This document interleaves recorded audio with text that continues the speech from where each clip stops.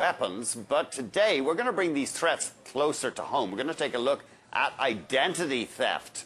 It's a pretty worrying picture. Look at that. Canadians lost $10 million last year. 1 in 6 Canadians a victim. 10 million Americans falling victim in 2009.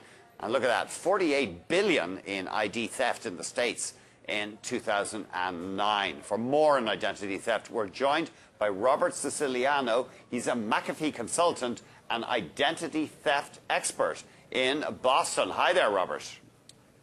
Hello. You think this is a huge problem for the public? Give us an idea of the scale. Well, like you said, it's approaching a $50 billion issue here in the States. It's really, worldwide at this point over the past 5 years. Some estimates make it at about $1 trillion in losses to businesses and consumers and government agencies. It's a huge problem, unfortunately, one that's going to get worse before it gets any better. Now, you've got some terms for us, SSN and SIM. Just remind us what they are and why they're contributing to the problem. So certainly the Social Security number, SSN, and Social Insurance number, SIN, are our primary identifiers, at least here in the northern part of North America. And because we have these 9 digits as our primary identifier, government issued, and they are used by credit bureaus, by banks, creditors, credit card companies, even video places, mobile phone companies, utilities, just about any lender of any kind, any creditor uses the Social Insurance number or the Social Security number. And because that's our primary identifier and it's available in so many places, it makes for new account fraud such a problem that the bad guy just gets your SIN or SSN and they go ahead and open up these new accounts under your name.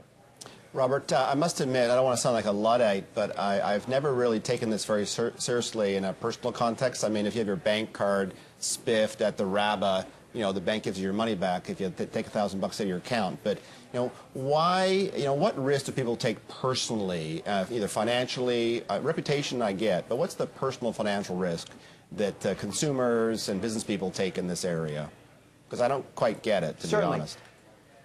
Okay, so you spoke of a new account fraud. If money's taken out of your bank account, then the bank will go ahead and replenish that money. Generally, that's termed as a zero liability policy. However, not all banks will refund your money in the event that you are hacked or that money's taken out of your account. For example, I'm contacted all the time by people who are a victim of ATM skimming.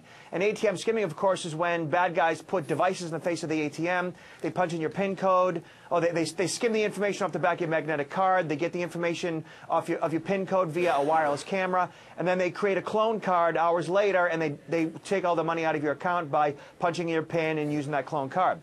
Often, victims of that crime will not get their money back because the bank doesn't want to believe them. They don't want to believe that they, in fact, were skimmed in that way. And so the bank doesn't always reset the clock. If the victim's credit card, say, is compromised, and they don't refute those charges within a specified period of time, generally it's 60 days, the bank won't put the money back in their account if they don't refute those charges. Again, not all account takeover does the money actually go back in the account for a number of different reasons. So that in and of itself is costing consumers billions of dollars every year. I have heard of, yeah, I was going to say, I have heard of one story where, in Canada recently, a fellow found out someone bought a car with his credit card. They had a PIN, one of those chip PIN ID things.